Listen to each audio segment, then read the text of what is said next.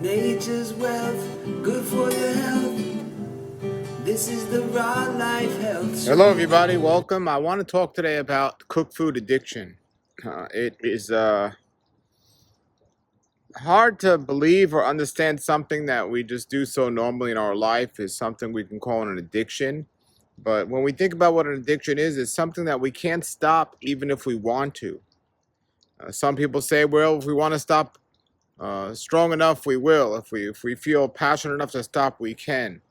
But there's literally a physical and an emotional addiction to certain substances that we can't just stop, or we have the power to do anything we want, but something that makes us choose not to, even if we know we have to. So there are like certain types of addictions, like smoking cigarettes. And there are people that are so addicted to smoking cigarettes that even if they have lung cancer, they continue to smoke. I heard of one story once. A guy had a hole in his throat from smoking. He couldn't use his mouth, and he would ask for cigarettes through the hole. You see, that's more of a physical chemical addiction. That's like a drug addiction to nicotine. Then there are people that are addicted to alcohol. There's a reliance on alcohol for them, and they can't just stop cold. Those type of people really have to wean off it. And some people will stop cold. I mean, I've heard stories. But then we get to the cooked food story. And there are substances in cooked foods that will physically make us addicted, but there's no physical negative effect if we stop doing cooked food just cold. Just stop it cold.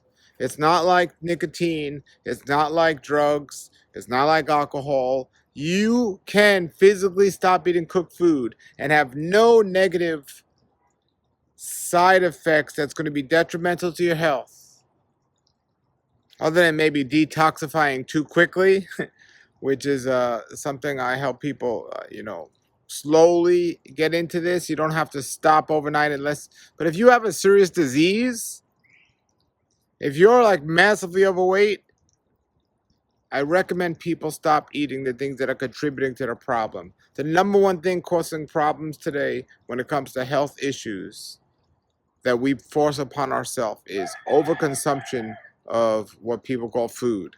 Overconsumption of it. And no matter how much we eat, if there's no nutrients or not the amount of nutrients in the food we're eating, or we cannot get them out of that food, our cells, our body is still going to require more nutrients. We're going to consistently desire to be hungry. And add on top of that, the emotional stress, because people today are raised in a world, in a society where they don't know how to get along in their life from an emotional standpoint. And the TV advertising everyone else adds to this emotional stress. So the emotional stress and not meeting our nutritional needs because of the low quality food out there, these things lead people to a state of not being willing to give up their so-called comfort foods, plus the misinformation about health and nutrition. And now there's a lot of people out there that are literally addicted to food, that they have the opportunity to stop at any time, but they choose not to. See, people that are addicted to smoking or drugs or alcohol, it's not always a choice. Physically, it's something that they might not be able to do overnight. They can do it. I've seen people do it, but it's different with food. Food has such an emotional and a nutritional pull on people and psychological pull on people because the misinformation that's out there, that it adds certain challenges, different challenges. By the way, that's not my chicken. That's somebody else's chicken. But it has a different challenge food than other things. So if your desire to stop eating cooked food, especially, it's the same thing with animals. The same thing that people eat animals. It's such a emotional, psychological, and nutritional issue that it's hard for people to comprehend getting off animals or animal products. And it didn't take me a long time because I had an illness to realize I don't want to live like this. I don't want to keep living in such pain and I'm willing to do what it takes. But I remember when I was a little kid, I used to drink a lot of soda, and I had a lot of cavities. And then I decided I was going to go 1 month with no soda at all.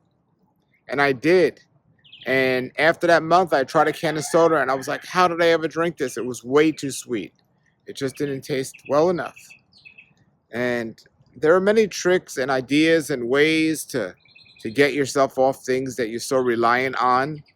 But I do believe a lot of it starts in the mind, is coming to understand the knowledge that you're not going to starve, you're not going to miss nutrients if you stop eating certain foods. And once you can convince yourself of that, uh, it makes the whole process easier. And again, if you're not in a severely diseased state and you're the type of person that wants to wean off something and not do it overnight, that's for you. Some people never get off it completely. They just cut back, and that's fine if that's the type of person you are. But if you're in another situation where you have a serious health issues, or you're just the type of person that does stuff overnight and you get it done, well, you can do it that way as well. But I'm here to assure you that if you're thinking about going on an all raw vegan diet, I've been doing this for 28 years or so now, and it works. It works. The one time I tried to get off this diet, I got sick and I went right back on it. This diet works. I interviewed a lot of people, and I continue to interview a lot of people that have been eating this way for a long time. And it's kind of like fasting. The hardest part of fasting is not doing it for many days out. It's that first day, or that second day, that first week. If you go on a long water fast or something, that first week is pretty difficult. But after 3 or 4 days, it becomes pretty simple. It's the same thing with excluding things that you've been eating your whole life. The first couple of days is very challenging, but after that, it gets more simple. When you realize, hey, I'm still standing and I feel great. And then you keep going, and your body catches up to it. So hopefully this information will help you and encourage you to make that change to go all raw if that's your desire. And I'm telling you, there's nothing negative from a nutritional standpoint about this way of eating. There's nothing negative from emotional comfort standpoint about this way of eating. In society, to get along with people, there might be instances where everyone's eating something and there's nothing for you to eat. And I don't have an issue with that. Some people might, especially people that make their social life around food. But if that's the case, just be creative. Go to places that have good options. All right. So put your comments and questions below about this. Let me know what you think. And again, I'm standing, folks. I'm doing fine. And I've been doing this for a very long time. And you can as well. And you should, because if you want to feel great, this is the way to go. Some people might say, oh, they feel great on other diets and all this. There's a difference between stimulation and energy. True energy versus stimulation. And this is true energy. This is it. Raw vegan. Have a great day, everybody. Nature's wealth, good for your health. This is the Raw Life Health Show. Nature's wealth, good for your health. This is the Raw Life Health Show. Nature's wealth, good for your health. This is the Raw Life.